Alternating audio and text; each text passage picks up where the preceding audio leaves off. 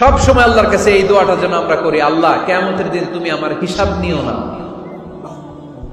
আল্লাহ তুমি আমার বিচার বসিও না, আল্লাহ তুমি দয়া করে আমারে মাফ করে দিও। আল্লাহ যার বিচার করবেন ও জাহান্নামে যাবে, আর যার বিচার করবেন না সে জান্নাতে যাবে।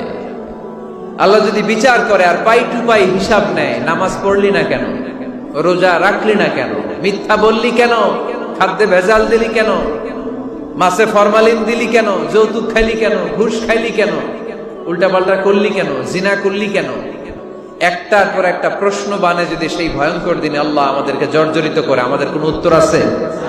সেদিন আমাদের বাঁচার কোনো উপায় আছে?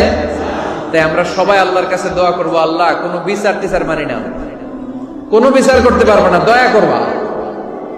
কথা কয় না? কি করবে? এবার আওয়াজ করে বলেন, বিচার চান না দয়া চান?